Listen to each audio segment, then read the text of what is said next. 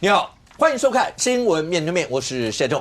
来，一看为你介绍今天要请到的特别来宾，左边第一位新北市议员卓冠廷，5个好，大家好；资深媒体人姚慧珍，大家好；政治学教授范志平老师，大家好；右边为你邀请到台北市议员游淑慧，大家晚安；桃园市议员北少将于北辰将军，大家好；资深媒体人康仁君，大家好。好，那千呼万唤，好，那民众党的那军购的条例呢？那版本今天下午开记者会出来了 ，OK？ 好，当然在这过程当中，那你看到除了这个以外，这个版本为什么大家会知道要开记者会有这个？那这个也是因为前两天你看到，包括柯文哲跟黄昌，然后一起联访，然后在过程中柯文哲还讲了一段话，然后就是他讲说，哦，今天原来有这个版本要出来 ，OK？ 好，可是除了这个以外，大家也听到，那还记得吗？当初柯文哲跟柯建铭两个人在那个房间里面15分钟，再聊一聊。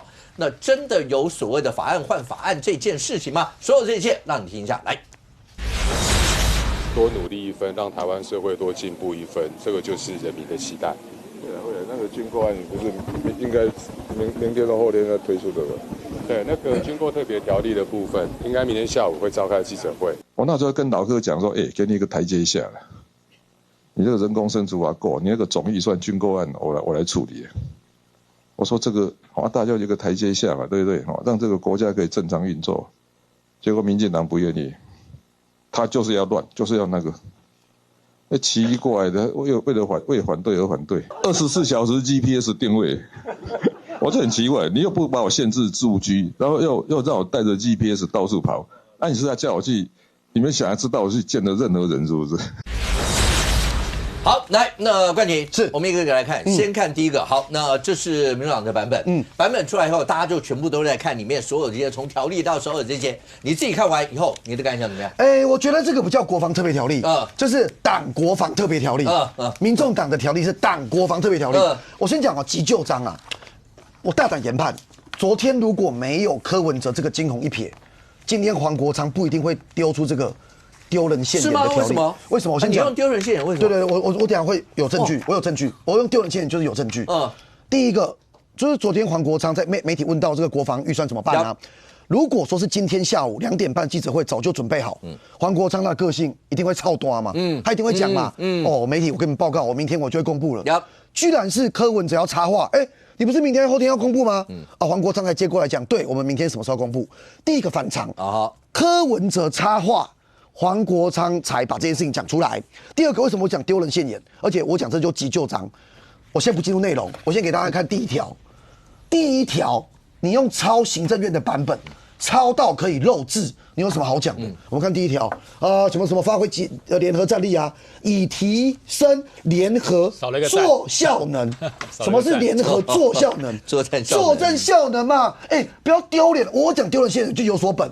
你一个这么重要，好，我管你是1.25兆，管你是4000亿，国防特别条例，你的第一条的最重要的主旨都可以漏作战的战字都漏字，你还跟我讲这多厉害？好，你可以讲说漏字啦他们很认真，那内容很好。可是我跟大家讲，我觉得非常的矛盾黄国昌今天大家开记者会，不矛盾的、不奇怪的，一样跟大家就是把这个美国要卖给我们的军售骂了一遍嘛。他的逻辑是这样就是好，川普政府现在有8项对台军售，川普有公布对台军售的内容，只要是他们新闻稿有发的，他就依照当时国务院公布的这个金额。他就写到特别条例里面，所以举例他在内容当中就会有规定说，这个比方说M109A7 自走炮60门，预算3性新别部1267亿，海马斯多管火箭82套，哇，精准火箭几套，预算3性新别部1276亿元。这个内容就是美国国务院有公布什么武器卖给我们，确定要花多少钱，然后最后呢又讲说好了。你们有可能会有其他的紧急需求啦，我再多给你881亿，所以简单来讲就是3000多亿加881亿等于4000亿，所以他的预算规模是4000亿。好，为什么我讲矛盾？黄国昌的逻辑如下，他今天的逻辑跟大家讲说，好，举例，他先骂无人机，他说这个美国的Endurio 的这一排的无人机他里面骂了一通，然后说，哎呀，多难用啦，乌克兰多难用啦，然后还是编了一个一模一样的预算啦。结果最后呢，他在特别条例里面就是编了300 47亿、11亿美金一模一样预算，就他记者会是骂这一个无人机很难用，然后呢编一模一样的钱，这第一点。第二点是，他提到了重点说，很奇怪啊，我没有列特定的厂商跟品项哦，立法的时候就绑定特别厂商，是很奇怪的事情，怪了，行政院的特别条例也没有绑特定厂商啊。可是你今天把所有的这一些全部列出来的海马士，我就问嘛，于将军在这里啊 ，M109可以不跟贝仪系统买吗？海马士可以不跟洛克希德马丁买吗？标枪飞弹可以不跟雷神买吗？托式2B 可以不跟雷神买吗？不是，全世界就这几间出嘛，不是，对吧？海马士除了洛克希德马丁，你还可以跟谁买？所以你在骂什么？黄国昌他今天镜头就是为骂而骂啊！骂完之后你是不是照编？如果你不跟这些厂商买，你要跟谁买？所以第二个我觉得很奇怪。第三个我要讲的是，黄国昌他是故意来乱的嘛。今天所有去参加机密会议都知道，国防部他这个1.25兆里面，除了3000多亿美国批准以外，有非常大的金额也是跟美国的军购的项目，而只是因为美国还审查中，我们基于跟盟国的互信，我们不能对外公开。他们跟我们的互信，我们跟他们互信，但我们要被立委监督，所以不止3000亿，3000亿以外还有很多，但多少金额我不知道，我不是立委，但立委本人们当天有进去机密会议的，都出来受访跟大家讲，有美国正在审的金额比这3000多亿多很多，等到确定之后，未来我们送国防特别预算进立法院的时候，就会跟大家讲这些细节。可是黄国昌今天呈现这些内容全部都没有。那你那天开国防机密会议，那国防部不就白跟你报告了吗？美国人私下跟你讲的不就白讲了吗？所以我觉得结论讲这个最后的一个我认为它的重点第一个，美国人有公布的他不敢挡，讲说我要给你，可是真正其实我们已经要做的事情，国防机密跟他报告的他不算数。再来第三个，他这是一个急救章，然后把一些他 care 的字眼拿掉。最后我要讲无聊，为什么讲无聊？你看我前面讲说水准不好嘛，第二个讲无聊。第一条跟行政院版本比一下，他把打造台湾之盾拿掉，把打造飞鸿供应链拿掉，然后呢联合作战效能的战不见了。那你在改什么？为改而改嘛，就是其实之前我们在提这个特别条例的时候，一直有跟大家讲，就是说我们希望能够面对如果中国有天飞弹来饱和攻击我们的台湾之盾等等你为什么把它拿掉？因为它非常清楚嘛。另外的1兆多当中，除了这个3000多以外，有很大一部分就是打造台湾之盾嘛。那只是说跟美国采购的很多项目还在审查中，还不能对外讲，然后他就把它拿掉。所以我当然讲这个条例不是国防特别条例，是党国防特别条例。OK。问你是你们会跟柯文哲换法案吗？好，我讲给我看法哈。柯文哲今天讲，因为柯文哲那段话大家都听到了嘛。柯文哲今天讲一直看就是可能有沟通，我们不换嘛。好，这个我应该先这样提啦，就我觉得很奇怪。人工生殖法，绿营的民意代表多数反对，蓝营的很多支持，那白营看起来是支持。为什么柯文哲非得要在这个时间跳出来说要跟我们换？我是很有逻辑想这件事哦。如果这个法条它的目的是要过，行会需要民进党的支持吗？你说蓝白加起来就过，就过了。就这个案子没有说要做到说什么3党都同意才能过啊。蓝看起来支持嘛，陈金威嘛等等嘛，然后这个民众党陈昭之、柯文哲都讲成这样，这么2个加就过了。为什么会在这个时间点故意跳出来跟大家讲说，人工生殖法本来可以换国防，然后以及放总预算？我认为啦，这是一个他知道如果真的过了会出包的。他答应陈昭之了嘛，他答应他了嘛。民众党又把它当成是重要的法案。可是如果民进党没有支持，这都会被骂翻的。因为争议我就不讲了，这很多女性的权益啊，大家来讨论到底适不适合做这样子做。可是柯文哲在这个时间特别点这个出来，我觉得是诡异的。因为他不需要民进党的支持，一样可以让这个法案过。第二个，我觉得还是有政治考量。柯文哲现在一直在营造一个，他有弹性。他有弹性的弹性大到哪里？3月底他的法案，不是法案，他的官司要宣判。柯文哲他也要蓄积能量。2月1号新的立委们上路，变成是立委。递补，就有8位换掉7位，总召也许是陈清龙，也许不知道是谁，跟黄国昌的风格会不会一样？那我觉得这都是也给民众党一个讯号。我们现在在所有的法案上面，并不是完全照着跟国民党走，我们也是要寻求跟民进党合作的可能性。我认为也在铺这个牌。OK， 如果讲军购相关的一些条例的话呢，上次在讨论这个时候，任俊，你上次也拿包括不管是美国国务院的说明，还有国内的平面媒体，早就讲过了相关的这些内容。今天看到。白银出来的这所有的这些内容，还包括其实白银内容，他们也有说，包括他们的立委也有跟包括美国参议院这些，大家也有在沟通所有这些，所以他们是很认真，弄了很久，弄出这份版本了。唉，我先讲哦，你还什么？不是了，我先讲了，我不能全部都先否定嘛。就他最少把一些细项都写出来啊，就写到说这个还包含机枪什么的啊，备用枪管什么啊 ，GPS 啊，接收器什么都写了很多啦啊。那这个我老实讲，我不认为他自己无中生有啊，所以那一天的那个机密报告的资料啊，到底有没有涵盖这些东西啊？我觉得反正那一天也莫名其妙就跑出了一个，就是不小心把资料带出去嘛。还有一个神秘的22秒，现在是22秒了。对，本来是42秒，现在是22秒。我不认为就一个政党来讲就是说，如果你完全不跟国防部沟通，然后你也不去了解，会写到这么的细项，说任何一个东西，然后我的这个，因为它不是只有这个名称而已，不是只有品项而已啦它有一些细的东西。那我认为在机密会议里面，就我所知道，应该都有把这些资料写出来啊。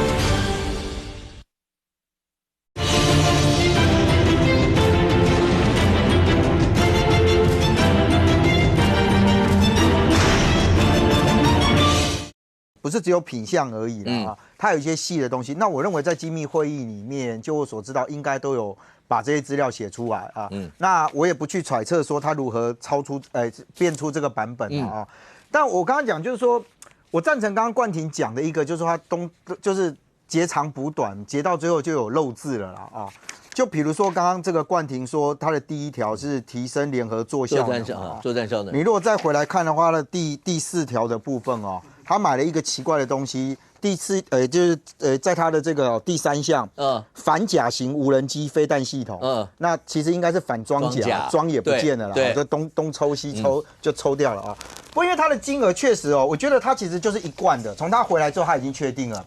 如果大家还记得的话，陈志涵他说接受访问的时候，他说什么？1.25兆的部分只有4000亿是跟美国买军购，还有8000亿不见了。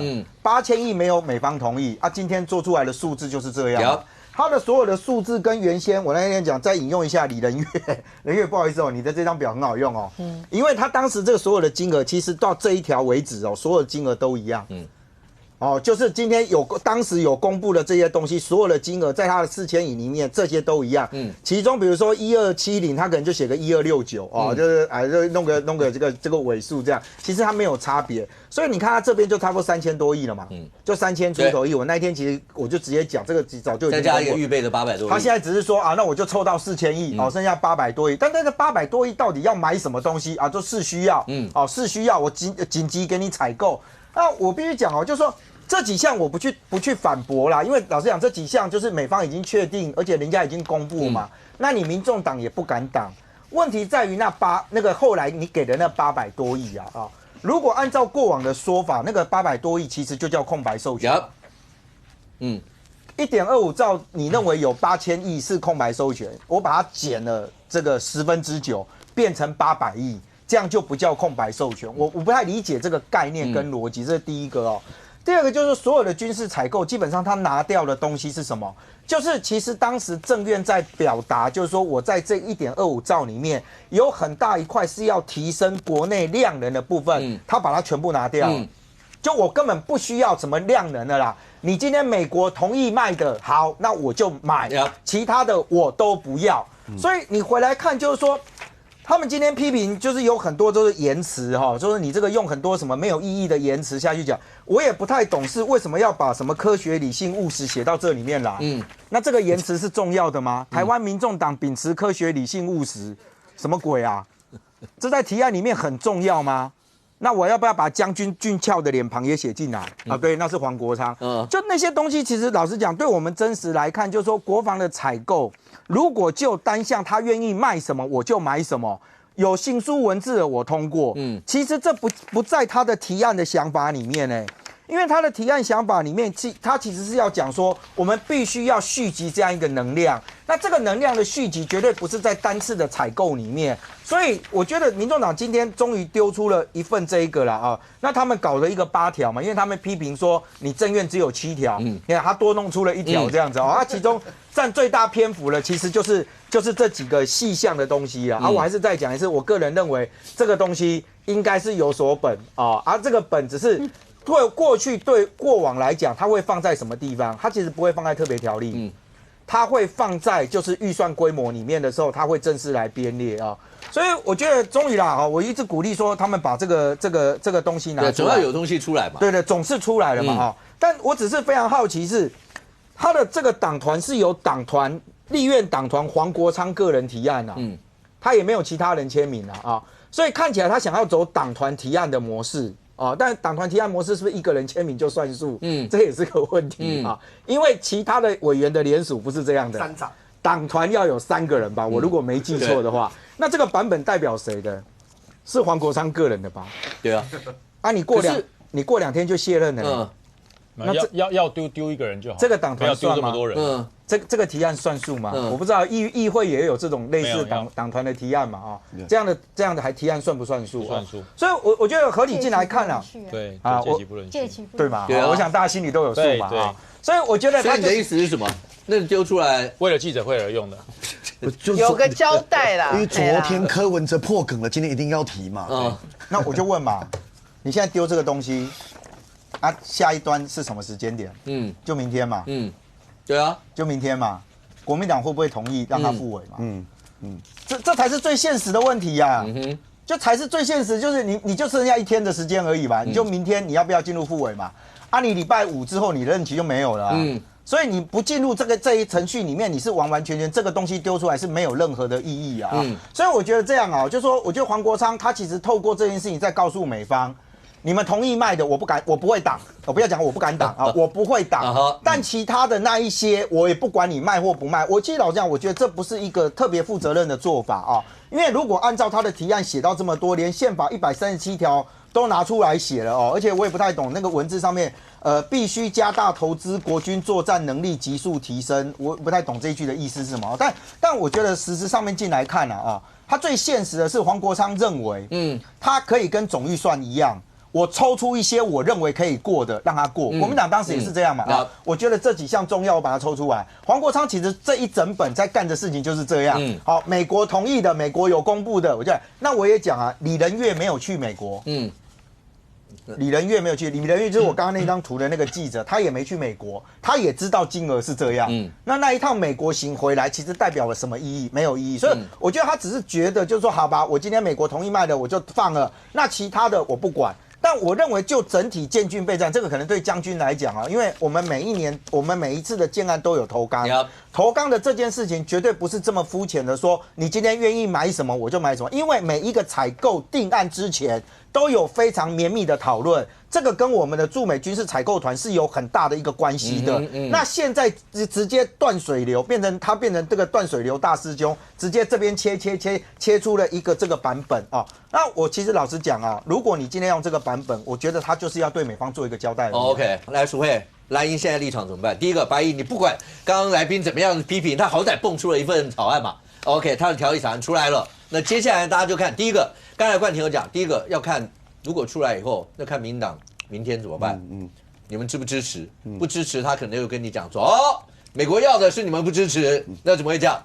那蓝营呢？蓝营52席，最起码蓝营没有草案出来嘛？对，蓝营没有出来，那是要跟着白营的八席走吗？还是怎么样？其实我是蛮怀疑说，这个草案事先有跟国民党立委讨论过。我刚刚前面才遇到洪威委员我问他说，我们到底什么情况之下？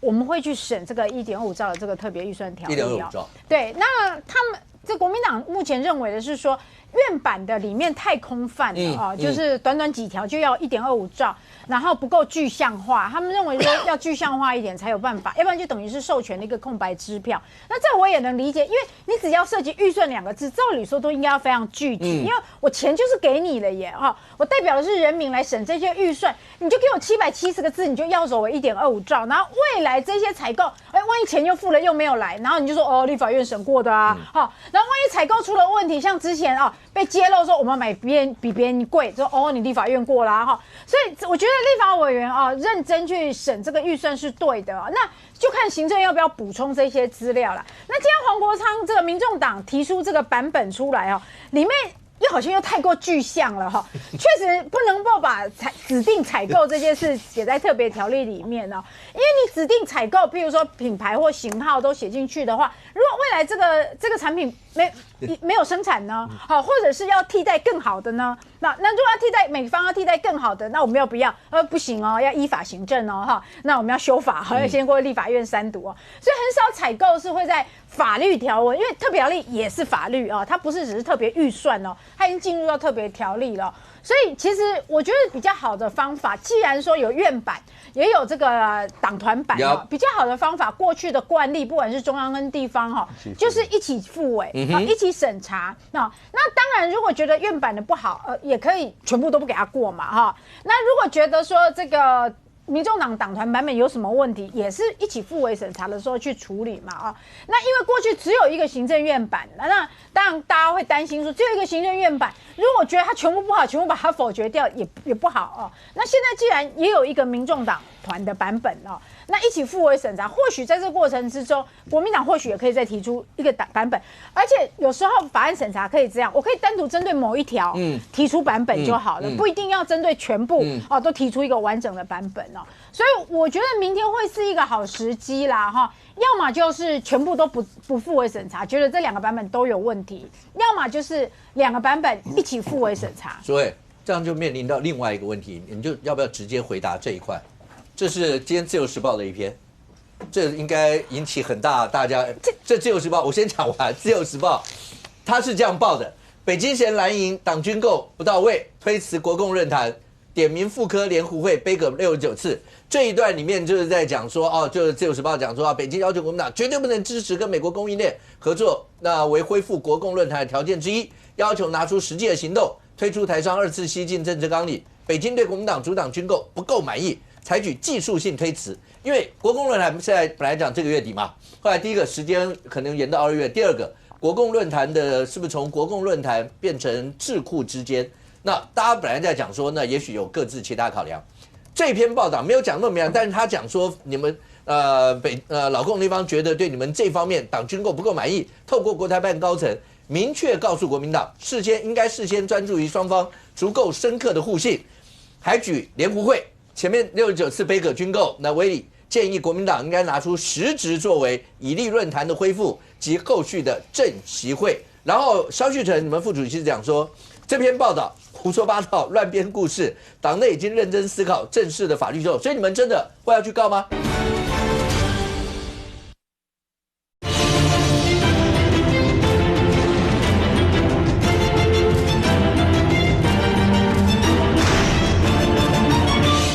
萧旭成你们副主席讲说，这篇报道胡说八道、乱编故事，党内已经认真思考正式的法律之后，所以你们真的会要去告吗？我建议去告啦，因为真的是胡扯八道到了极点其实它分成3篇3篇内幕3篇内幕里面，我还去统计了一下出现3次据北京权威消息我是不知道什么时候《自由时报》跟北京权威消息这么接近，这么 close， 直接通共了《自由时报》，你要不要先讲讲你跟北京的权威消息的关系到底是什么你的消息管道来源，你们的亲密关系到底是怎么建立的？我觉得《自由时报》要先解释一下。然后里面还出现了3次据悉，3次这个据指出，然后4次这个据透露但通篇没有任何的这个你好歹说据什么什么国民党高层人士或者是没有就这样据指出、据悉、据透露就可以完成3篇，而且3篇都不长然后3篇都各出现一次说据北京权威消息。我觉得很荒谬。现在我们的新闻可以这样子做，这样子掰。我告诉大家，这个ChatGPT 都可以掰得出来哦，哈。那而且这个更荒谬的是这里面通篇就是写的好像国民党超想要国共论坛，然后北京超不想的，然后北京就给你出条件说，除非你完成以下任务然后我才要跟你国共论坛。但事实上，对国民党来说，对我们来说，其实我们也没有多想要国共论坛呐。我们也都觉得说现在国共论坛对国民党来说又会被抹红，又会被贴标签，对我们今年的选举也很有压力啊。所以就是你们要选举的人这样想，可是高层也是这样想吗？我觉得今年我们要选举的人蛮多的，也会去影响高层啊。然后再来就是，其实我们一开始就蛮希望说，降低政治敏感度层级最好以这个民生交流为主比如说一些政策的交流就好，也不希望说太高层级或者是说触碰到太敏感的政治议题。所以你如果说我们也希望这样，那他怎么会传出说我们其实是希望这样，然后他拿这么多条件来要挟我们？没有，我们希望这样就好了所以我觉得这个完全跟实际的状况是背道而驰的然后瞎掰胡扯八道，然后都没有消息来源指出。有啦，北京权威消息请问北京权威消息到底是什么鬼来着？到底什么鬼来着？自由时报可以稍微再更具体一点，是那个刚被整下台的张幼霞吗？不然嘞我真的不知道说北京哪一个人敢给你自由时报权威消息，然后现在还活得好好的，还在习近平的这个高度监控底下还活得好好的所以我觉得大概就是要逼国民党这个去在1.25兆上面就给他贴标签你不过你不审，就是因为这个北京，所以不是国民党党预算是为了跟习近平交代，不是，而是民进党要逼国民党通过这个预算，好去对川普交代吧所以不要去搞错了对象。其实真正的是民进党要去对美国交代，民进党要对川普交代才对。所以请问一下，上一次那个门票说，结果国民党有提高吗？我觉得都上次自由时报上没有嘛，对不对？对啊，所以已经一次了嘛，这次我觉得要提高。来，没办法，我就这样讲就是无论是所谓解惑之前，国民党的民意代表住在这一个位置，我们每一次看到有媒体报道类似这样的新闻，而且指名道姓写得那么明，国民党就做一下法律行动给我们看嘛。上一次自由时报同一位记者，陈姓记者，我要强调，我也认识这位记者，这位记者跑过国民党2-3年，后来先跑绿营，然后现在府院高层，他也跑府院高层。所以基本上呢，他在圈内也有一定的信誉。他是具名写了2次这样的报道。第一次讲政协会要有3张门票，国民党一开始怎么讲？我记得当时出来这好像是明贤哥吧，说他回去马上建议要提告。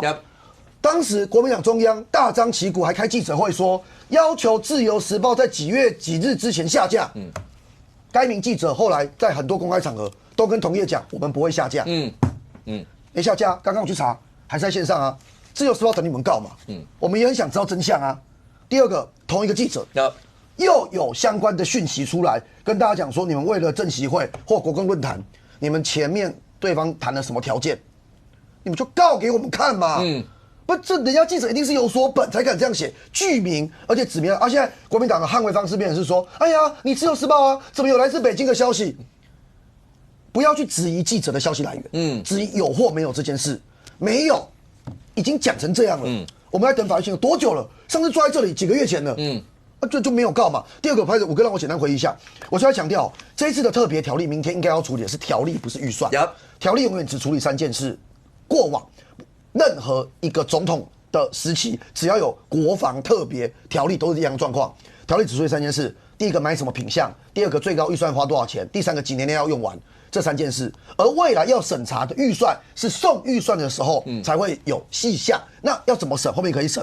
第二个我要讲，资料都已经在上周王定宇召为主持的秘密会议中，该给的都给了，都知道了。其实他们都知道了，这里面都听了。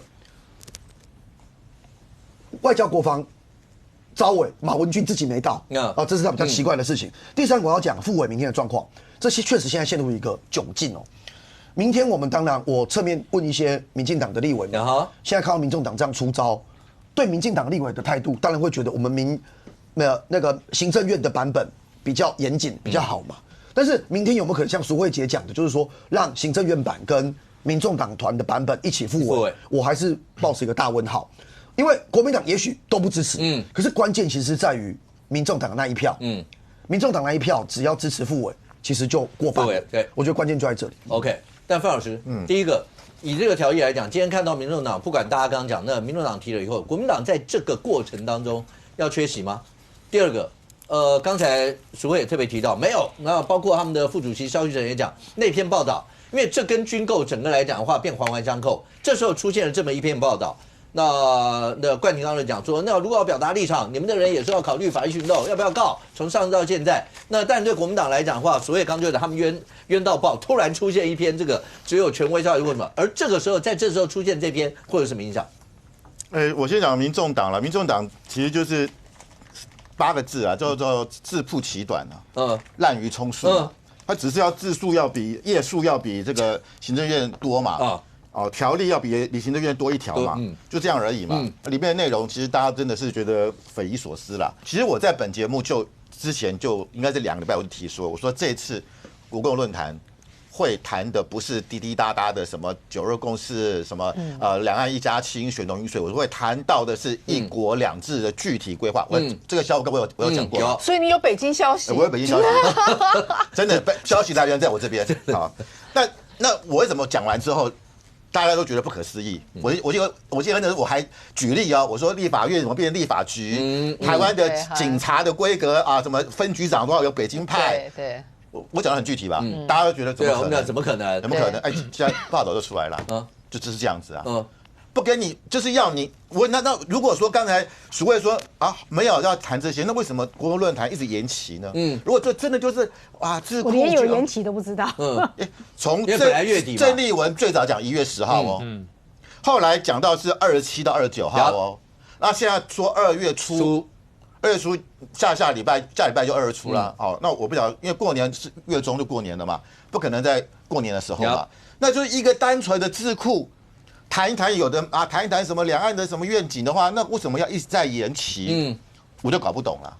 现在连中华民国你就管它关门了，所以我讲的是什么？邓小平当时候提出1国2制，是台湾还保有军队哦。他现在连军队都没有了。你统一之后，台湾的国军全部解散，强迫你退伍，也没有退伍金。退休金你想都不要想，有啦，2颗子弹你自己拿去了。好，再来就是。所有的除了低阶层的技术人员，国军里面或者他一时没办法递补的战斗机飞行员，其他全部换掉。就是他就是要这样子把你整个改变，然后所以在这个情况之下，他已经要谈的是很具体的落实，是技术层面哦，不再跟你谈那个什么愿景啊、规划，怎么样踏踏实实的，我用和平方式把你整个接收掉，把你台湾的政府部门接收掉。包括你台湾的驻外管处的这些外交的，我们在美国的双向员全部归回中国，我们在驻外的所有的这些房产全部变成归回中国，台湾的所有的企业、私营企业全部变成国营的。当然，这老共一定会这样讲，但是刚刚淑慧讲的意思说，这关国民党什么事？但怎么会是跟国民党的人？他说。像好了，刚才冠廷大家讲就是说，要不然你们就告嘛，来表示立场。可是淑慧还是讲的，就包括萧旭晨他们的副主席就讲，对他们用字当然重啦，什么胡说八道什么这些。所以这整件事情，如果照您这样看，您刚刚说的那一定是老共会这样想。那国民党为什么要去配合做这样的一些事？他明明是在台湾的一个政党，他为什么要去做这样一些东西？所以他们也会觉得冤啊。冤你就去告嘛，对不对？我们刚刚自己讲的3个门票，郑丽文哈哈一笑说那是人家掰的嘛。那3个门票里面，第一个是党军购啊，第二就是不要在立法院通过有害于中配在台湾生存的法律嘛，第3个就是什么排除党内主党统一的机制嘛，现在就是这3个里面跟我们今天谈的差不多啊，然后他们甚至还说要把台美的产业链给断掉，他们说因为台美产业链这个包含就是台美的签署的这个关税协议哦。这立法院把你挡掉哦，就是你赖清德你在开心嘛，你就去开心啊。你股市台北签完还是要送立法院。对啊，你说怎么我们搞得这个韩国都很紧张，对不对？你这引以为傲啊。你台北股市继续涨嘛，看你还涨几天。我都说立法院不通过，我但保证你台北股市跌500点。你们赚的钱我们全部捞回来。这谁的了不起？宋涛的啊，宋涛就跟习近平讲说，鲍主席，我干2件事情，第一个。1.25兆军费1毛钱都不让他通过。第二个，你台美签了这个举世为傲的这个协议，我就让你胎死腹中，我就让你怎么样釜底抽薪，就是过不了啊，怎么样？台北股市跌，谁最开心？中国最开心啊！宋涛就可以去跟习近平。那所以你台美，你我问你啊，如果这个真的台美协议过这个没过，工具机的关税从现在15%恢复到24%。德国现在是15%，日本是15%，工具机产业全部倒。请问一下，你台中市长江启臣，你还要选吗？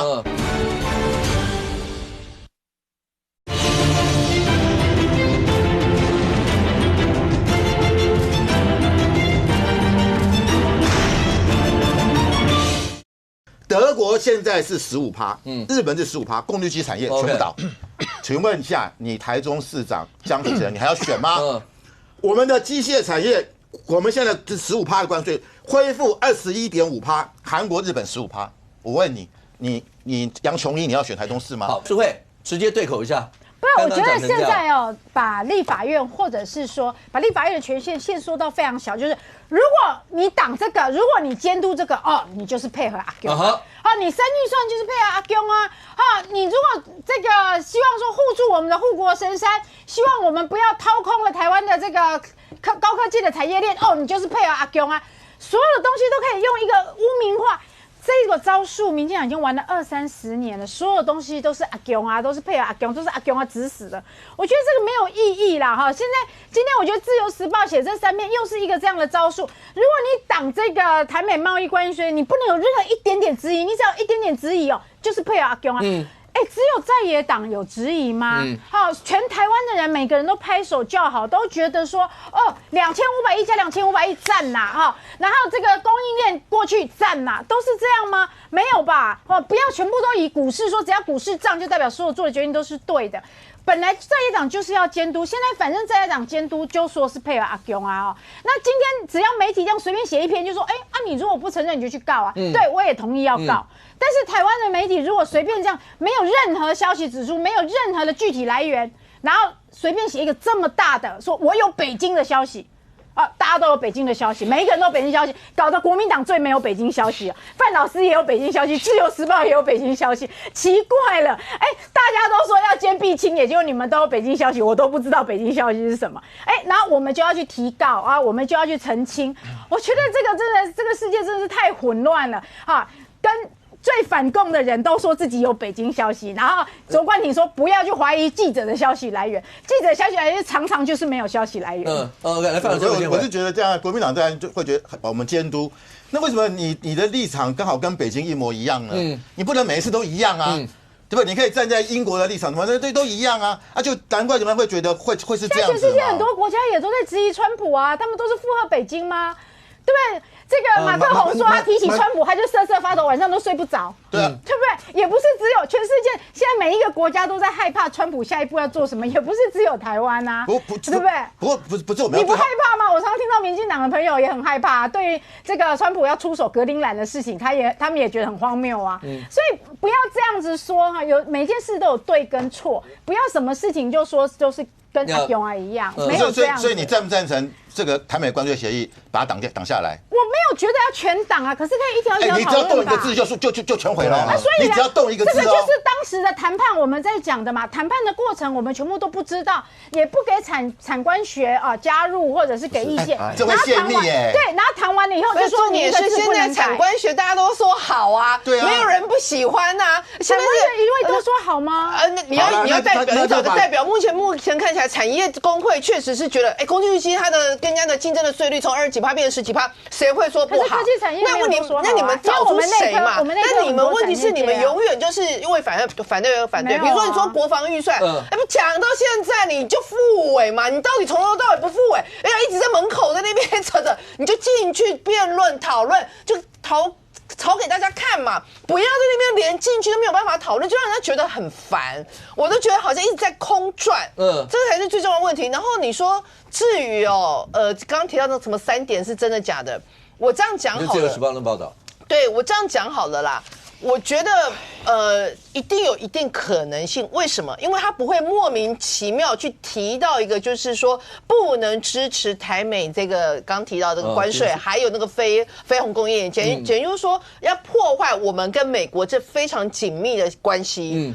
而且就等于是叫立委不可以在这个关税议题上去支持政府嘛。那好，那为什么会这样？其实我觉得跟中国自己现在本身面临到的一个经济上的困境有很大的关系。这2天想想论坛出了一篇我个人认为非常棒的一个文章啊，那个文章是2025中国观测报告。你知道这个是由这个陶宜芬政大的教授。他开始去抠个团队，然后大家跳进来，他们所采取的东西就是刚苏伟特别提到，都是中国官方的资料调出来的，所以不会有什么北京消息，很清楚公开。你知道他的报告告诉你什么吗？其实他让人家觉得很可怕的一件事情是，中国的投资这个部分锐减很严重，然后失业率激增，然后最重要的是，他们有这个生产者的相关的指数是呈现36个月的衰退，代表什么意思？工厂生产的东西越来越少，越来越少，越来越少。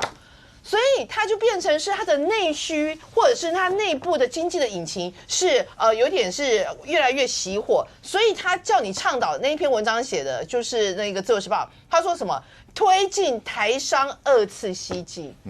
台商为什么要2次西进？去救中国的经济嘛。那我问你啦，这个东西如果不是中国人自己去讲出来的，或者是要求的，我们现在谁会去从中国角度去关心这个事情呢？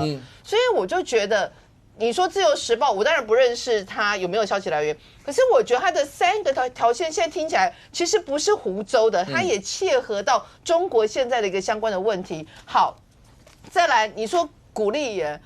我跟你讲，鼓励人现在话也跟你说的越白了。Freedom is not free， 就意思是什么？你要人助自助啊，人助美助啊，台助美助啊。你台湾人，你不能当巨婴啊，一直要我们美国人帮我们打仗，美国你连自己的武器都不买，那这种情况之下怎么可能呢？所以我觉得，你看他这个话，我觉得他其实说他新闻稿写方好。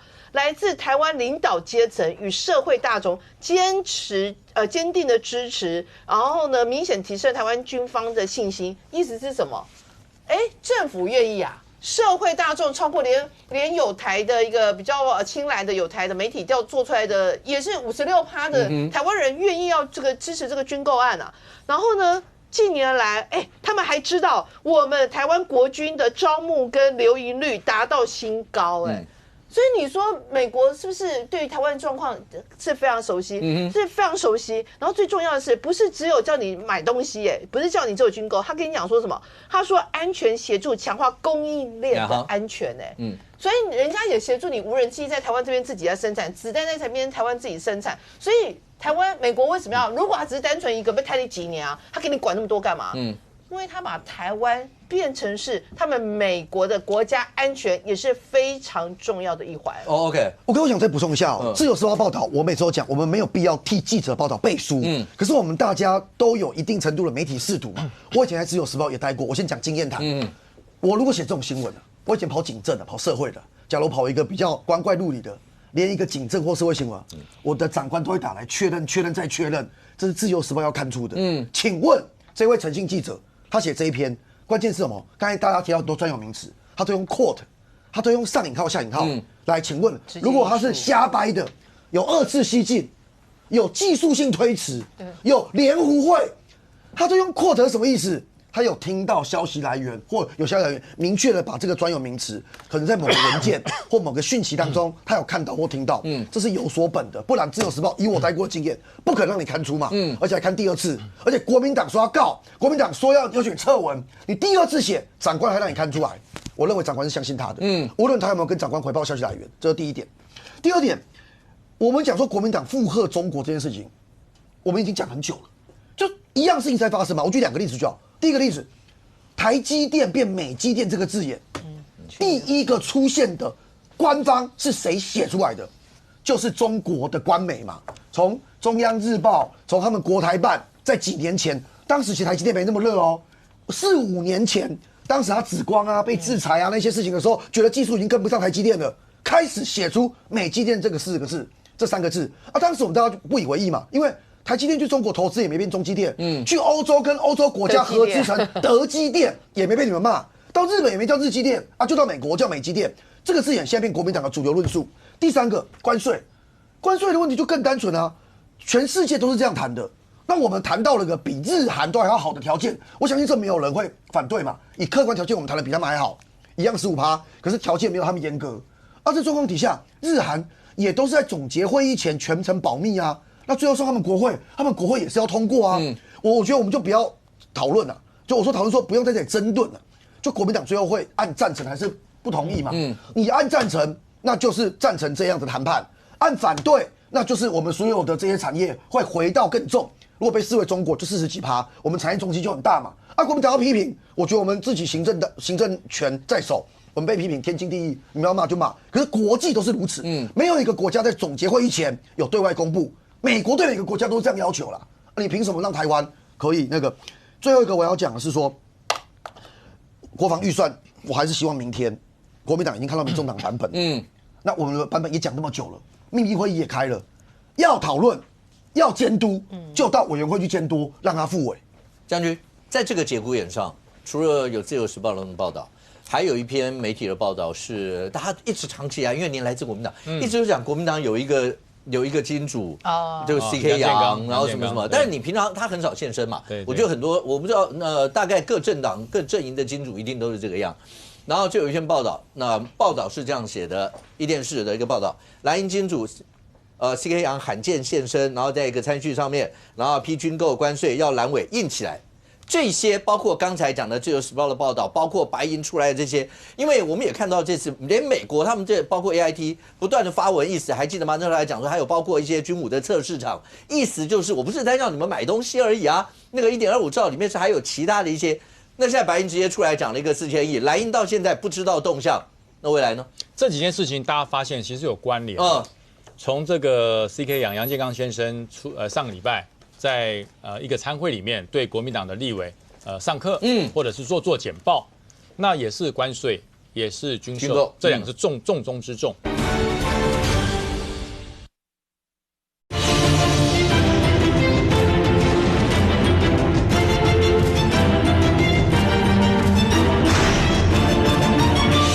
连美国他们这包括 AIT 不断的发文，意思还记得吗？那时候来讲说，还有包括一些军武的测试场，意思就是我不是在让你们买东西而已啊，那个1.25兆里面是还有其他的一些。那现在白银直接出来讲了一个4000亿，蓝银到现在不知道动向，那未来呢？这几件事情大家发现其实有关联。从这个 CK 杨建刚先生上个礼拜在一个参会里面对国民党的立委上课，或者是做简报，那也是关税，也是军售，这两个是重中之重。然后另外《自由时报》登的这个关税、军购，重中之重。那大家说这假的啦，没那么巧。其实民进党去贴国民党红标签，为什么这么有效？我说你猜猜看，因为共产党的配合啊。真的啊。如果今天民进党贴国民党红标签，马上共产党跳出来打脸。《自由时报》乱写，那个是绿营乱写。我从来没有说过要消灭中华民国。我从来没有否定过中华民国，我从来不认为台湾这个关税签的不好，我们都支持，希望中国也可以跟台湾一样好。如果中国这样出来讲，民进党被打脸打得又响又痛啊，这胡说八道。没有，中国永远都是配合啊，永远都是配合啊。所以民进党贴红标签是因为共产党的配合，所以要谴责共产党就看，拜托一下，挺一下嘛。民进党出来讲就打他一下，他说这个什么这个中华民国统一以后就消失了，你就说不会。统一以后还是有中华民国，依然有国军。中国共产党会这样讲吗？其实要证实《自由时报》我们乱讲很简单了。现在国台办每天都会开记者会，派个中评社的或者是蓝营的这个青蓝报纸去问一问。那台湾的《自由时报》登出说你们没有国共论坛，是因为这个92共识你们的症结啊，统一以后就没有中华民国了。还有台湾的关税谈得太好，15%，所以你希望他们不要通过，是不是这样子？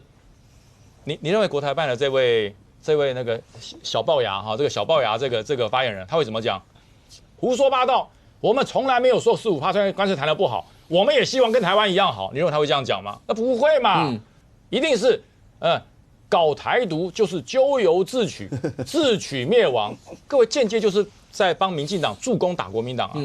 所以真正的讨厌的是共产党啊。这个小龅牙不要乱讲，你就好好的打脸一下民进党，没有就不打脸嘛。所以我说这个很多事情不是要贴，那你说这个贴红标签好用，民进党不用才怪了，多好用啊，当然要用。好，那我现在回头讲回来哈，讲回来黄国昌这个版本的军购，这个军购哈，他想要是包牌，美国也开心，中国也不骂，然后国内对他也有一定的定位，错，我告诉你，吃里不讨好，两面不是人，里外不是人。黄国昌现在不要想去大陆了，什么紫云皇室啊，不用了啦，对不对？那直接写咸痞2个字，烤痞2个字就好，不用去了。黄国昌不要去了会危险，因为你提了军购预算。黄国昌现在去就是台独分子，你提一门也是，你提1.25兆也是，所以黄国昌中国已经不要他了。你看了，马上晚上如果小粉就开始骂了，哈，搞了半天黄国昌还是台独分子嘛，他还是提了军购。你以为说没有，我没有提1.25兆，我只提4000亿，400块都不行啊！我跟你讲，根本不让你买。所以黄国昌这里外不讨好。另外我讲这个其实我很仔细把它10章看完，最大的问题在哪里？他把条文写成品项，条文你不能有品项的，你国防部怎么写？我告诉大家哈，国防部提出的这个特别预算，他写的非常明白，他行政院的定义是建军的战力，他不会有建军的城市的号码跟装备，还有甚至数量。黄国昌连数量都写上去了。那我告诉你，精准火炮，国防部有没有说是什么？他只说精准火炮。对，他只说精准火炮。远程打击飞弹，他有没有说是海马式？没有。无人机载具及反制系统有没有说是弹簧刀600、700还是800？没有，他也没有讲。为什么？这叫条文。条文就是说我通过了这个大方向，我的战备的愿景是如此，然后未来我要朝这个方向去走。后面说明栏还有后续的这个相关的仔细的说明才会产生。因为黄国昌这样写哦，有个很大的问题。你认为109A7他写说要多少辆？他写说要60门，然后呢弹药车要60辆，然后精准弹药4080发。你认为一定买得到吗？他不能。你认为美军说，哎呦，你通过了，我就按照你的。美军不是你们的下属，美国国务院不是你的下属，要卖多少发多少门是卖家决定，所以如果少一门，三读重来，因为三读过的条文是不能改，一个字都不能改，如果改呢？所以我说黄国昌这是个笑话，急就章。好，最后我讲到，今天听到了一个让人家很讶异的新闻，什么？就是美国在我们大直以前旧的三军大学里面有一个武艺馆。全大直的三军大学全部打光，人均知道全部打光喽，只留那一栋。那一栋是做什么？模资模拟中心。从以前开始汉光演习的兵棋推演全都在里面，到现在还在里面。只留那一栋哦，整个三军大学旧有的那个校区全部打光，只留那一栋。为什么要留那一栋？因为那一栋是从美军来台湾实施电脑兵棋推演开始，所有的系统、所有的投资建制都在这里面。那它叫武艺馆，是武功的武，艺术的艺。我们笑称他说花了台币5亿了，叫武艺馆。也就这个楼里面投资不少。我要告诉大家，兵棋推演为什么这么严重？为什么这么重要？因为我们汉光演习的兵棋推演，大家认为说我们8月份要演习，我现在推的是8月份演习，错，完全错。我们推的是5年、10年后，是5年后、10年后的演习。那你说5年后、10年后的演习，怎么会用现在的这个火力或者兵器来代替呢？那叫做示意。我们推，我告诉你，5年前10年前了，我还在国防部的时候，10年前我们在推的就是民国115年的兵棋推演。我们当时就想象我们会有 M1 的战车，就想象有海马斯的火箭，我们10年前就在推，所以它永远是推10年后的战争，那个叫做未来战争小组。那所产生的需求会到美方这边来。那现在美军这一次来做什么？做的一个很巧妙的结合，因为我们所有的作战指挥机制全部移到洞里面去了，全部移到横指所去了。那所有的机制跟外面唯一连通就是这一间，它里外是连通的。那但是美军它不是国军，它不能进到指挥机制里面去，那就真的叫做监军了。所以它就要在这里。对，它在外面。它叫做什么？你知道？顾问。它叫顾问。如果你直接进到指挥所。衡山指挥所，或是这个里面参谋总长在下命令，旁边站个美军，各位像话吗？他不会站在里面 ，OK， 他站在外面，这叫顾问。就是里面做的决策他同步看到，那他会跟国军讲，这个有点你们要考虑一下哦，为什么？我们得到的，我们从日本、从菲律宾，或者从澳洲，或者从第一岛链的航舰上得到的资讯，跟你们下的决策有一点出入。OK， 他叫顾问。所以当这一个成立了以后，我告诉大家，我们有海马4，我们有鱼叉，我们有这个雄风1型的这个远程火箭，都1000公里以外。可是我们的雷达可以，可是我们的战场同步图像到目前为止没有嘛 ？OK， 因为军售还没有通过嘛。那可是不能等啊。我们有了这些装备之后，我们现在已经有鱼叉嘞，我们也有雄21了。那么你可以打这么远，可是你即时图像没有，怎么打？所以这个做法就是把你的盲眼给天眼打开了。我打得到，我也要看得到才打得到嘛。我侦测得到，我还要看得到，要精准。所以我说这一次的联合火力协调中心哦，是把过去电脑上的模拟的联合作战推演，正式化演为真实的战场实质指挥。这个象征意义跟实质的意义都非常的大。不过你如果从刚才所有的这些新闻讯息，慧珍，是你不得不承认，柯文哲他够灵活吧？是在蓝绿之间。尤其刚才讲那个法案交换，他连法案而且他直接出来为什么要讲这个？他讲这个意思就是，第一个，你看民进党就是要乱，他就是不愿意让大家好好的。对我让你一个法案，你让我2个法案，政治不就这样的感觉吗？他就是在民进党啊，你看当家不闹事，执政的人怎么可以这样？另外他也不会很大辣的跟你讲，我就是在跟老柯谈这个东西，然后同时这个时候也是要让蓝营的听，我就是跟民进党的人谈法案。对，那接下来呢？接下来难道我们一定都要是小蓝吗？这8席真的对你所有这些只能够讲说他那个灵活应用到，是以前黄章在整个掌权时代没有办法想象。我怎么这样讲？黄章现在还是掌权，他还是主席啊，那只是柯文哲出来以后感觉上是完全不同啊。是就是把这个整个民众党的方向从非常偏向来的这个小蓝，把它转成中间，一样维持一个蓝绿的恐怖平衡。这个柯文哲认为这样才是对他们的民众党未来是最大化这个利益最大化的状况。但是我实在是没有办法接受就是说可以把这个女性的应该是说身体自主权、人工生殖法拿去交换，你们搞错啊！你这种东西是可以用交换来谈的吗？你有在社会上形成多数的共识吗？但这个它已经不是只有人工生殖法，它其实是偏向代理孕母这个代理孕母到底这个小孩子在还没有被顺利生下来之前，在这中正那个过程里面，如果发生什么事，是谁可以决定要或不要？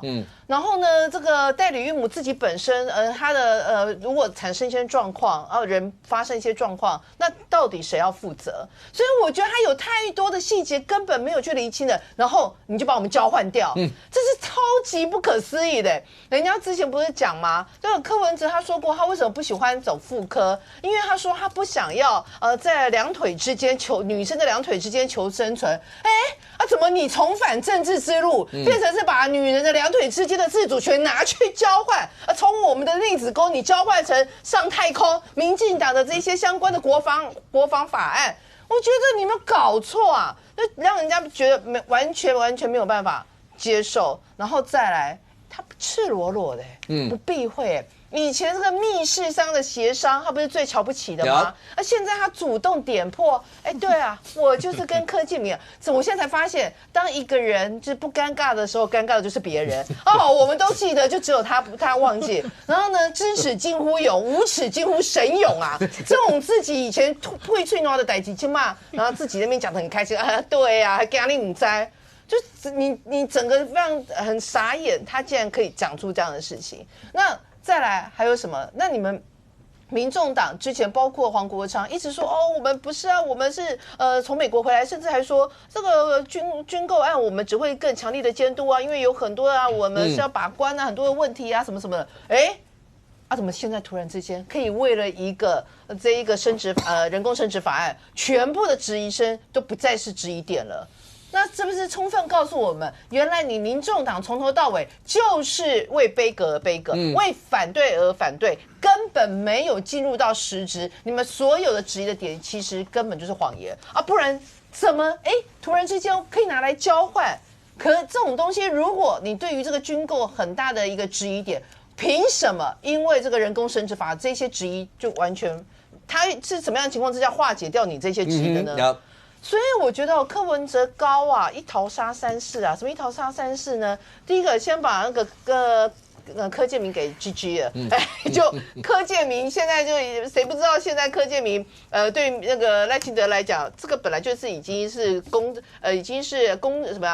成名就，是不是？身退，功成身退，阶段性任务已了。就你现在又把说，对啊，柯建铭跟我有暗盘，那你不是就抓柯建铭 GG 吗？第二个，他又杀谁啊？杀黄国昌啊！那告诸天下。你黄国昌，你在那边什么一大堆的国防预算，一大堆，你还在那边闷 gay 啊啦，随时要被我拿去交换掉了啦！交换掉什么？交换掉这个人工生殖法。那第三个，他这一招还杀谁啊？我是觉得这一招某一种程度上，其实也把蓝杀的措手不及，对不对？本来还在那边蓝白合要共同什么？我摆明了我就是 cheating， 我就是背叛，我就是出轨。我给你唔知，不是婚内出轨，我给你唔知，还不插嘴哦！我在那外面亲美梦梦然后回去我这边还有吻痕，给你唔知，你看啊，你们能怎样？你们不敢怎么样，是不是？对，小五哥怎么笑成这样？对，就很对，就政治渣男，讲的眼泪都掉下来，对不对？小五哥只会要哭了。对，所以啊，你看人家你出轨了，结果你们也不敢凶。也不敢怎样，然后只敢默默的流眼泪。现在就是所以柯文哲高啊，对不对？变成是这样一招下来，每一个都砍就砍。那我真的觉得真的这个新时代拜托不要再容忍这一种出轨了，好不好？政治渣男跟渣男一样，都是要被谴责的。不要用这一种态度这个绥靖的态度来容忍那个男性的欺骗。男性政治欺骗都一样，渣男跟渣男政治人物都是一样。淑慧，这个眼泪是真的吗？因为这个眼泪是笑着笑着掉下来。可是你知道，你们现在你们有感觉上，当听到柯文哲大大的告诉你说，我就是跟人家谈这些。我觉得他旁边的黄国昌主席更尴尬吧。他说：“总预算军购我来处理啊，那这本你不要他处理。这本就是黄国昌提的军购吗？我不知道说这个柯前主席到底是以什么身份去答应这个柯建铭？柯建铭好歹也是民进党的总召啊。那柯前主席他是以什么身份呢？立委跟主席都是黄国昌嘛，他也不是立委，他也不是主席嘛。”他怎么去答应人家说这个你要答应我在低胎我来给你处理你处理项，你到底是要处理你民众党还是要处理国民党我是不太了解了那现在外界都说民众党有2个太阳但对国民党来说其实是只有1个太阳谁黄国昌是哦，因为柯文哲是北风。会冷吹得国民党好冷瑟瑟发抖给我们温暖的只有黄国昌柯文哲就是呼呼吹来的北风吹得国民党瑟瑟发抖所以我们一下子要脱衣服，一下子要穿衣服，一下脱衣服，一下穿衣服所以其实我觉得柯文哲他之前擅长于纵横之术合纵连横之术，我觉得在2026的今天不一定行得通了，因为我自己感觉他最近的发言，连他们民众党的人自己听了以后都3条斜线。譬如说，他批讲万安营养午餐的事，可是民众党很多要参选县市首长人自己都把这个拿来当政策所以就忙不迭的说没有，我还是会支持这个政策那你说民众党在台北市的这个小鸡们，你还要不要蒋万安去帮你站台呢？可是你又这样骂他所以我觉得柯文哲他的这种做法像刚刚冠廷就点出了一点我之前没有想到的人工生殖法，他说服国民党就蓝白加起来就过了，是啊，他为什么不说服自己的盟友，要去说服一个关他的敌人呢？那我觉得倒不关他，没关系，他心里面这样想陈佩琪这样想他说他永远不会忘记嘛好啦。不是像冠廷你讲的，他心里面这么好心，就是说这个有问题，一定会出问题，所以要拉你们背书，放过国民党。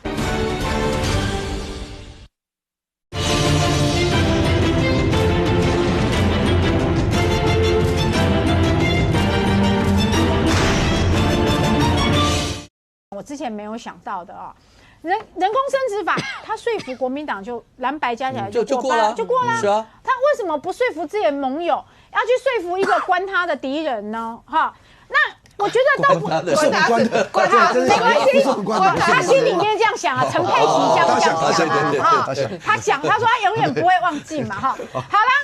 不是像冠廷你讲的，他心里面这么好心，觉得说这个有问题，一定会出问题，所以要拉你们背书，放过国民党。我觉得不是的，我觉得他就是他，我来看看谁会给我礼物啊，我来给你台阶下哦。好，他心里是在觉得我给你 favor 咯。好，我现在是要来扮演这个圣诞老公公的角色。好，我现在可以出来了啊！我出来以后，我来可以扮演和事佬。朝野僵局只有我能化解。啊，所以他才会讲出那一句话啊！我给你台阶下，给你脸，你不要脸。他的意思其实讲白的就是这个样子嘛，哈，就是民进党，我给你脸，你不要脸；我给你台阶，你不要台阶啊！你偏偏就是要乱，活该死好，总预算继续不过啊！其实他的潜台词就是这个样子，他觉得你让我瞧不就好了吗？你为什么不把 credit 做给我嘞？哈，国民党回去我来处理的呵啊，哈啊，结果。你不给我这个台阶下啊，我也没得回去处理哈。所以其实我觉得他是在抱怨这一点啦哈。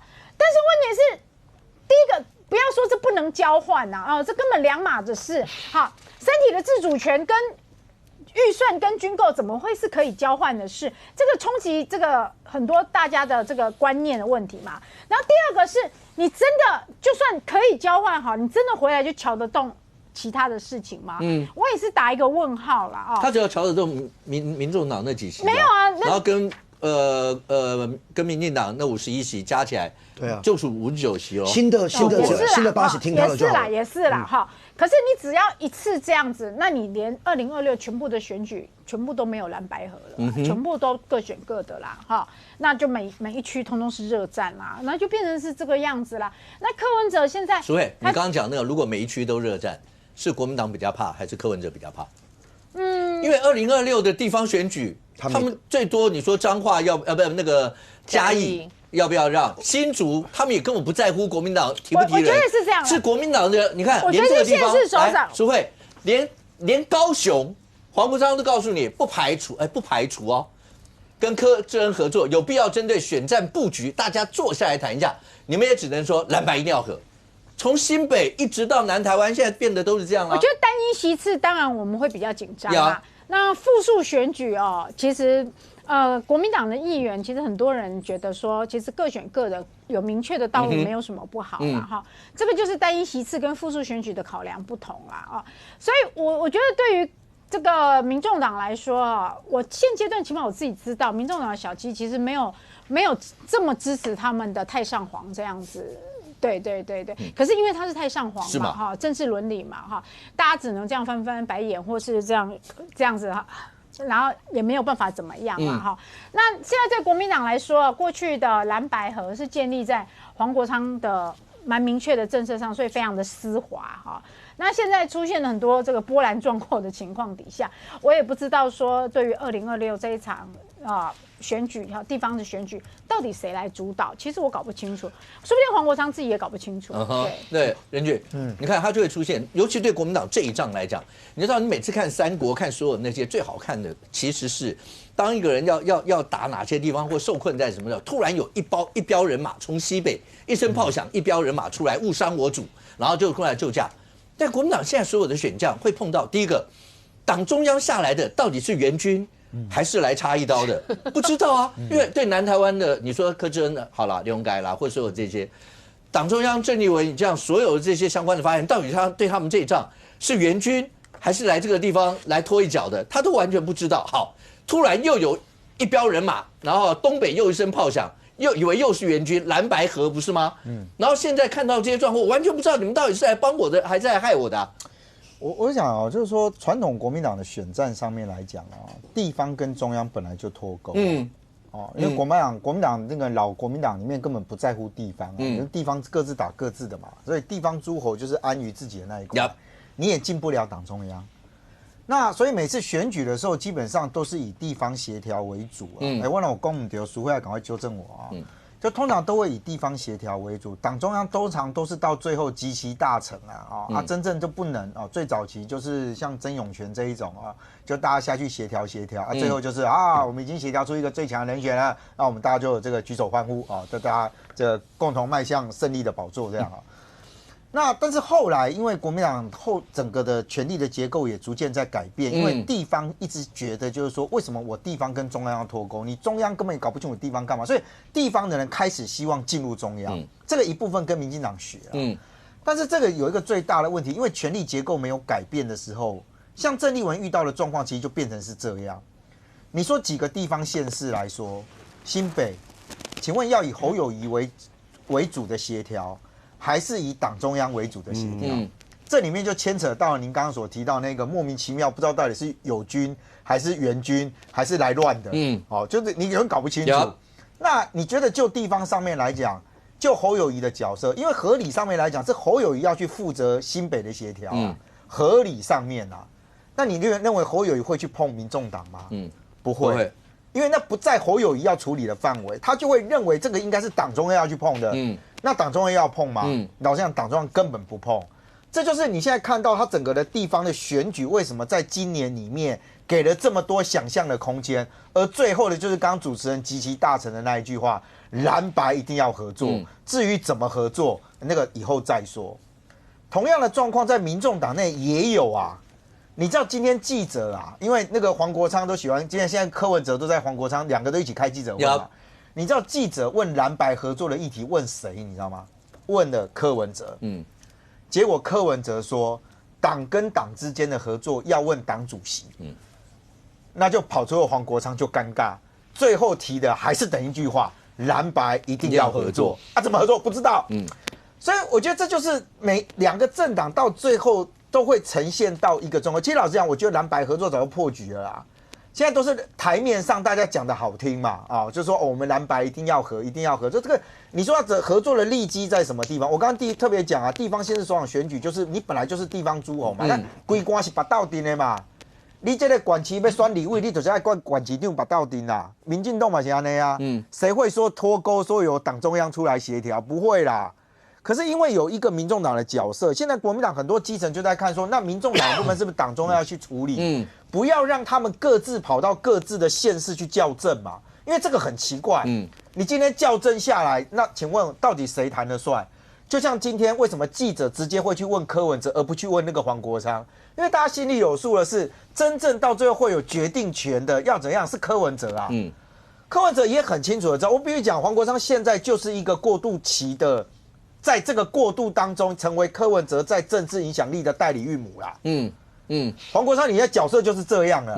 为什么柯文哲把他推给黄国昌？请问有多少人认为黄国昌有能力决定蓝白要怎么合作？你怎么决定在这个地方要提名或不提名？我不讲多席次因为刚刚淑慧提的那个就是很关键嘛。你单一席次里面你要怎么样去抢？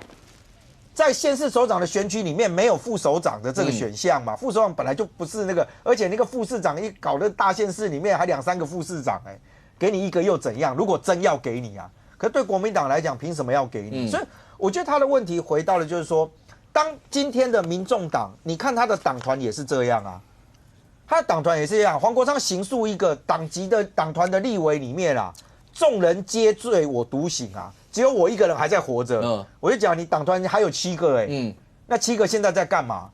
就我为什么批评说他的提案？你不要跟我讲说党团提案里面只要党团不受人数的限制那你有看过哪一个提案是一个党团总召自己签完名就丢出来，其他人不背书其他人怎么帮他背书？因为其他人马上就要卸任要滚蛋了，他们没有办法接上来所以我觉得到目前为止其实党中央的不作为。才会是影响现在国民党的这些所谓的县市首长参选的，他必须要各走各的路。像今天大家去质疑说，为什么春联没有跟这个郑丽文挂同一个名字？柯志恩跟谢龙介，大家在讨论说他们的春联，那他们的以前的参选人都会跟党主席联名吗？也没有。对这个我觉得要帮国民党讲也没有也没有啦，因为就是地方走地方嘛，谁会跟你党中央绑？而且没必要跟党中央，我跟你绑在一起，应该也没人跟。不是讲更白一点，你知道柯志恩怎么说吗？啊，谢龙介啊，等到他们出来之后，我们会看怎么合作，不是啊，钱谁要出？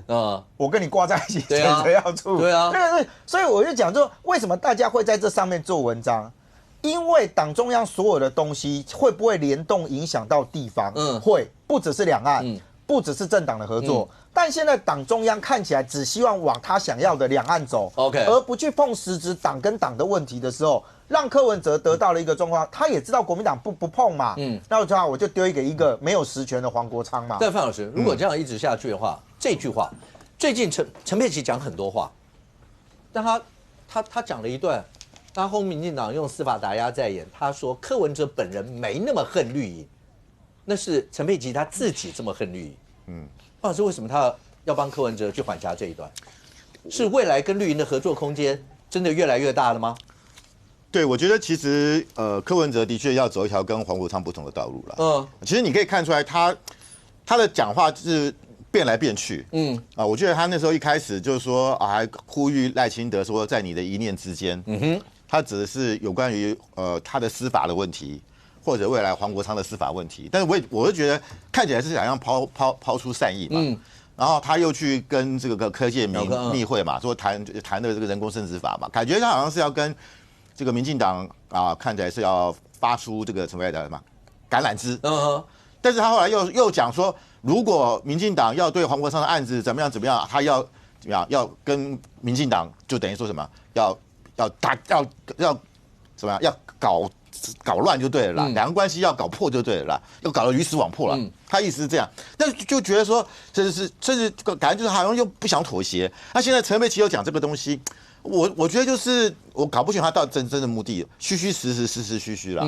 那我觉得真的要看还是要看2月1号，对吧？他们整个这个6个立委下来之后换上去，到底他们的角色？但是我认为这6个立委也他没有什么因为知名度也不高。而且我认为他们也没有从政经验，很多也是在学术界的。我觉得他们还是在看柯文哲的这个以柯文哲马首是瞻。我现在目前看起来就是说，今天柯文哲如果真的不想要掌握这个权力的话，他没有必要在这个人工生殖法这个问题发表意见嘛。因为我们都知道，其实很多年轻人对这个法案，特别是女生是很有意见的。但他就是要炒作。你们炒他，他今天如果不讲这个东西。他跟这个老柯的这个交易，那他已经也没新闻嘛，表示他还是希望有声量啊。那因此我觉得呢，今天如果陈佩琪真的不希望柯文哲出来，他也不用讲这个啊，他讲这干嘛？这个也是有新闻嘛，大家会炒嘛。好，所以我觉得真的，那他真的还是要看2月1号之后。那我认为黄国昌其实柯文哲现在很简单嘛。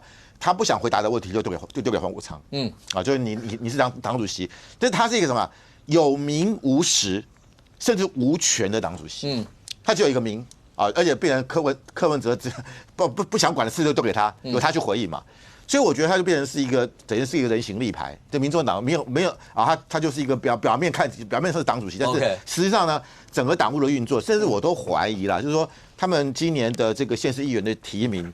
到底黄国昌有多少实权？我自己都高度的怀疑。不过现在看起来，冠廷，你都有关系。一个新北，新北大家一直都拿来看着，就是蓝白合之间到底会破还是会怎么样，是一个观察的指标。然后一个当然台中，因为台中现在看起来的话，就是蓝营的还在协调当中。然后盛货已经直接讲，如果万一协调不成的话，那就2月还是什么要直接尽快初选，类似像这个样子。我觉得民众党跟国民党这次的合作，2026我已经预见一个结果。什么？结论就是民众党稳赚不赔。民众党在今年底各个地方议会的席次绝对比之前来的高。而对他来讲，就一个新竹，他不会再少了。所以如果他可以因为跟国民党协调当中真的多了几个县市，国民党假如有让他们，那叫做多的。因为只要有县市参选的议员会大幅成长，大家应该都同意。就算都没有，只要有协调的过程，吵得热热闹闹，民众党就是赢。所以民众党已经赢了，2026对于民众党来讲，已经得到了一个战略的高度。那每一个地方都有每个地方的状况，可是从大格局来讲，我完全赞同任俊哥刚才讲的，党中央处理的层次跟地方有实权的人会有每个县市的状况。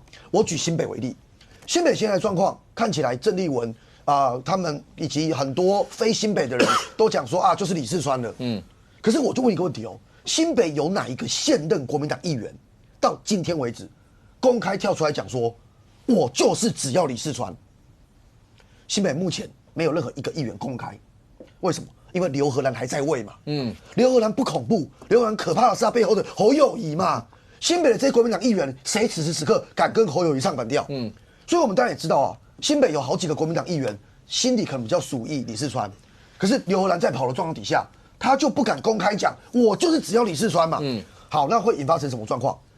夹缝中求生存，民调最烂，可是可以找活路的黄国昌就出现了嘛。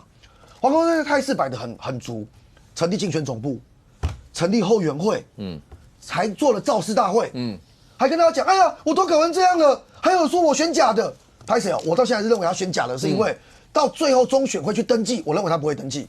他讲了什么？他已经跟国民党出招啦，他跟他讲他要初选哦，他认为初选他有信心会赢哦，但如果初选不幸不是他，他一定全力辅选，国民党完全中了圈套。因为新北的国民党党公职没有人有任何的有心理准备，新北要让给黄国昌，跟当时侯友宜跟柯文哲的整合一模一样。我们在这里也聊过啊，当时哪个国民党的立委参选人有心理准备，有一天要让柯文哲都没有，心里都讲我们一定会赢，我们一定会赢，我们一定会赢。请问黄国昌最后民调出来，谁跟你保证他绝对不会灰？谁最后绝对不会跟你讲差几趴？3%、6%、3%、6%误差范围，谁能保证？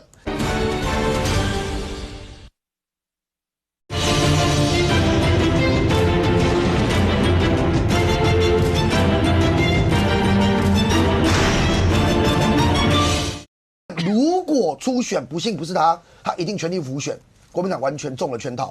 因为新北的国民党党公职没有人有任何的有心理准备，新北要让给黄国昌，跟当时侯友宜跟柯文哲的整合一模一样。我们在这里也聊过啊，当时哪个国民党的立委参选人有心理准备，有一天要让柯文哲都没有，心里都讲我们一定会赢，我们一定会赢，我们一定会赢。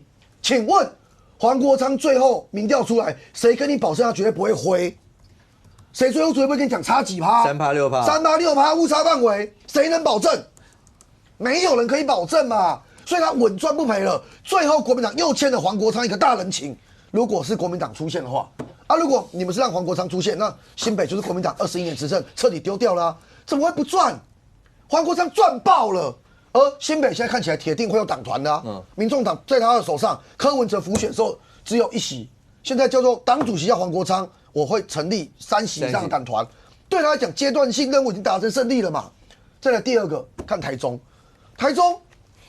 郑丽文很明显比较想要提江启臣啊，大佬们都想提江启臣啊，觉得江启臣好像各方面比较符合原台中市区的人的口味嘛。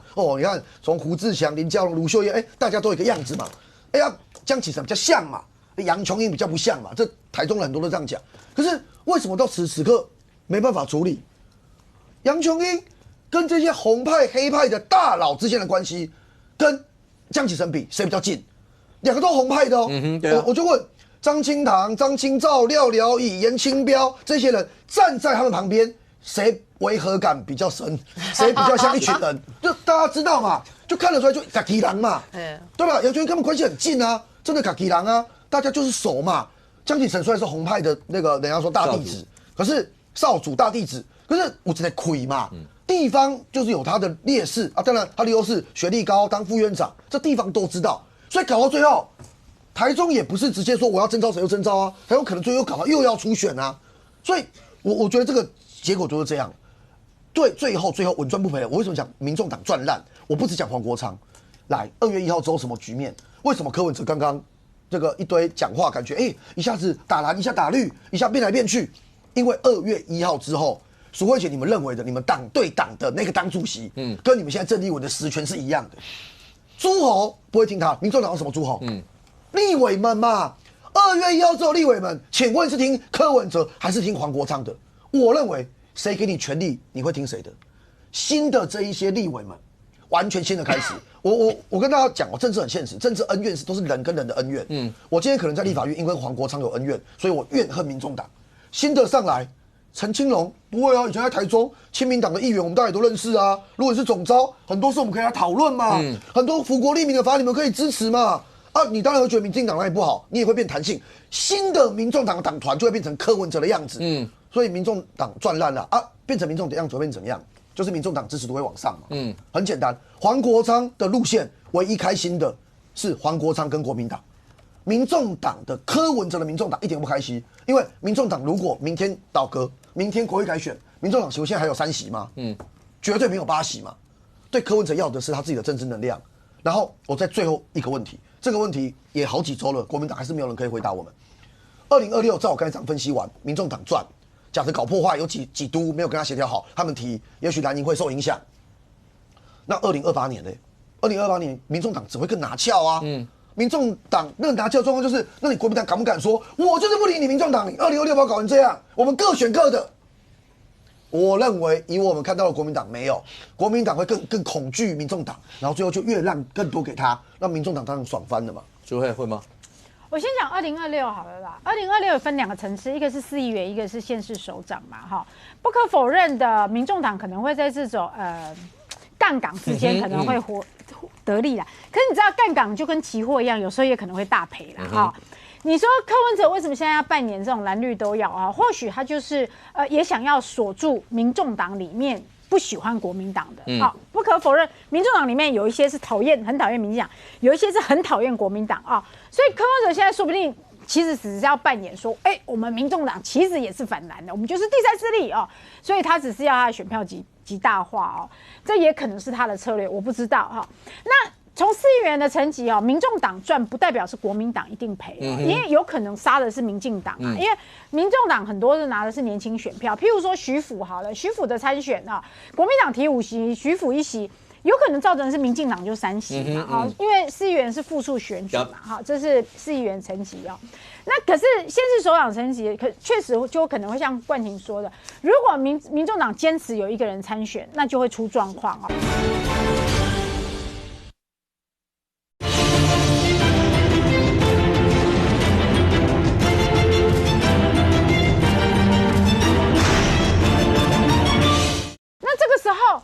如果要礼让的话，那国民党胜出这个人，你要怎么跟他交代？好，那如果国民党全赢，每一个地方都全赢，那民众党可能又会有人说啊，你让规划旁提啦，你要怎么合作？所以我们其实会陷于这种比较尴尬的状况。请问一下，刚才冠廷这几个礼拜一直问的是，如果民众党存心在2026捣蛋，我存心在2026让蓝营多败几席。那国民党在2028会更珍惜民众党吗？因为知道它的重要性，还是你觉得？我觉得如果是这样，支持者会分道扬镳哦。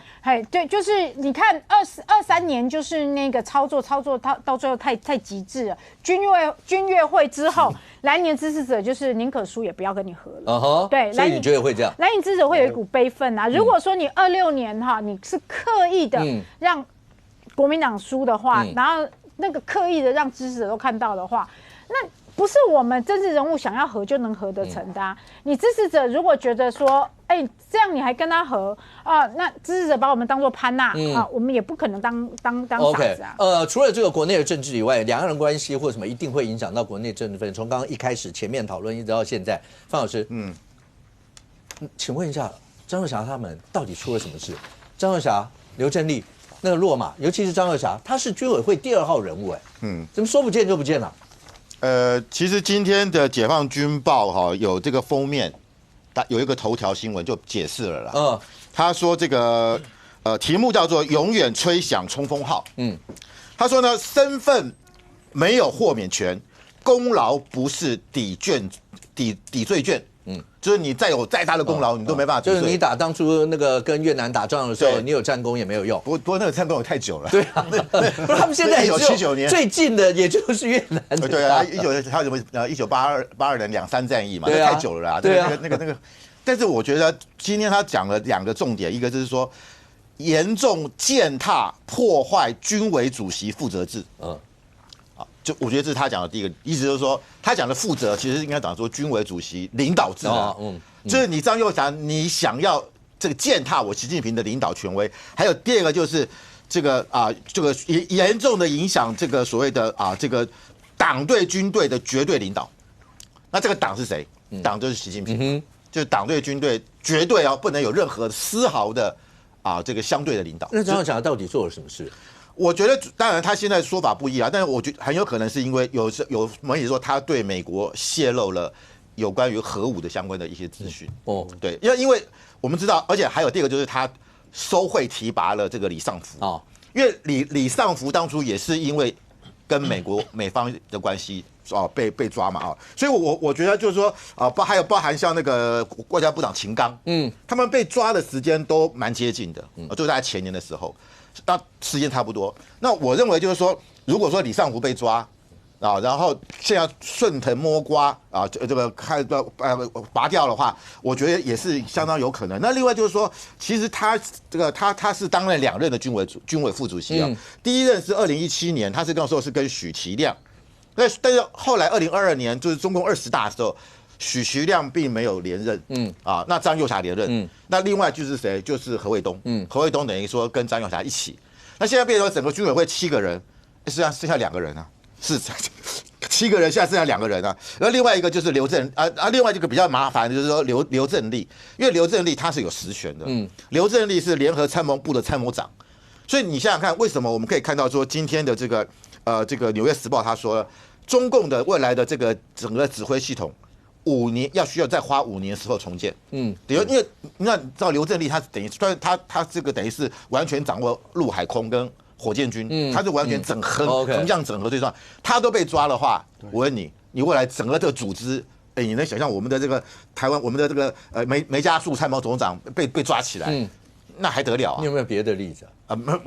好，美国这个参谋总长联席会议主席被抓起来，那同样的位置一直是一样的，对吧？他如果被这个美国参谋总长联席会议主席被抓的话，那不要打仗啊，因为你各军种的协调绝对不可能嘛。你看这个马杜罗被能够这样子被抓起来，被斩首。不也没有斩首了，还活着被抓。委内瑞拉能够这样子150架飞机全部的那个进入委内瑞拉，然后全身而退，这个绝对是横向联系。OK， 所以我觉得今天，但是我觉得这个，我觉得那个今天这个美联社有讲，他认为说，如果以中国来讲，这次的大整数对共军来讲，或者对共军来讲是短空长多了。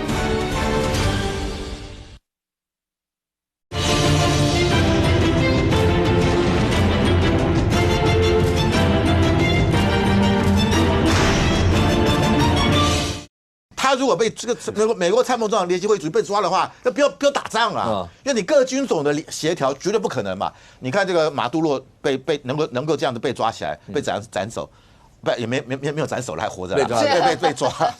委内瑞拉能够这样子150架飞机全部的那个进入委内瑞拉，然后全身而退，这个绝对是横向联系。OK， 所以我觉得今天，但是我觉得这个，我觉得那个今天这个美联社有讲，他认为说，如果以中国来讲，这次的大整数对共军来讲，或者对共军来讲是短空长多啦。为什么长多？他说，如果这样，解放军就被打的就是很干净啦，不会贪污啦，没有贪腐啦。OK， 但是我真的觉得美联社这个说法，我觉得我不太能接受。认同是什么？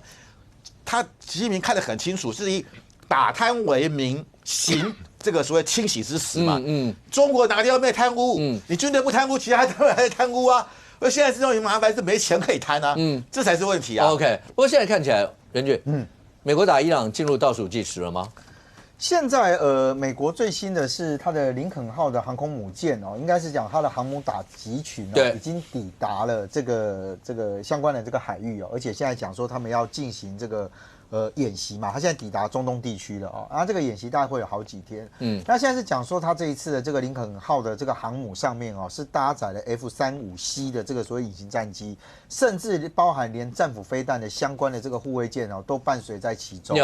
所以这个当然都会让大外界觉得，就是说你今天这个川普到底对于伊朗这个事件，你要如何去结束它？我现在讲是如何结束它，是因为伊朗也把牌对着美国叫，双方你可以看得到，你看像这个伊朗他自己本身做了这个所谓的扛棒，这个扛棒也很特别，因为它是用星条旗。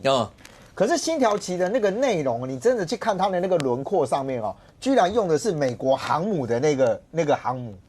就航母的甲板上面画了星条旗，所以你看它上面还有很多的飞机，对，很多的飞机停在上面。但是他告诉你讲说呢，你这个会血流成河，意思是我会打击你的航母啊。那这个当然对美国来讲，等于是你对它的军事力量产生就是说我在恫吓你，那是不是看你敢不敢打？所以你可以看得到，现在讲说这个哈米尼因为外传说这个川普很有可能会比照马杜罗的模式，而且呢有传一个说法是说不会用把马杜罗像抓娃娃这样抓到美国去，而是我如果今天真的要去打的时候，我可能会让他在这一场冲突之中就没办法再继续存活了。我这样有讲的比较保守一点。对，这是外界认为美国可能的做法。所以现在讲说这个哈米尼有担心遭到斩首，所以呢躲到这个所谓的地下掩体去。那相关的证物，因为本来哈米尼就是所谓的精神领袖嘛，他也不会站到第一的台面上。但是因为伊朗的官员有警告说，美国如果你要全面攻击的话，就会变成叫做所谓的全面性的战争啊。所以我觉得第一个就是说，美国的林肯号这个航母的打击群进入到中东地区里面进行演习，当然是一个威慑的力量。甚至有讲说呢，美国事实上已经把这个所谓的攻击的前进基地部署到所谓的这个约旦里面去，那也让人家认为说，如果你今天部署到约旦，这你遇到了这整个中东情势的大改变，会不会有其他国家会觉得，你今天美国也要这样做的时候，换我选择不同的这个战线所以我觉得现在对于美国来讲因为之前有讲说是川普决定要动手，但是因为自己打电话，把他给停掉了。但如果伊朗并没有转换他的态度，对于川普这一种就是我里子要我面子更要的这一种来讲，那你后面怎么面对伊朗现在不断的下诅咒？甲板堆满尸体，这个看起来对于美国的军事强权来说是一个不能讲说很大的羞辱啊，但最少是个恐吓。OK， 伊朗绝对不是委内瑞拉所能比拟的，因为包括武力啦，包括各方面。那美国看起来对于伊朗某种程度。似乎一步的逼近，全球大家都在看是不是真的进入倒数计时，未来到底会用什么样一些方式？那伊朗会做出什么样一些的反击，再牵动到全球各个地方，未来会怎么样？我们大家拭目以待。非常谢谢现场所有来宾，也非常谢谢观众朋友收看《新闻面对面》，我们明天见，拜拜。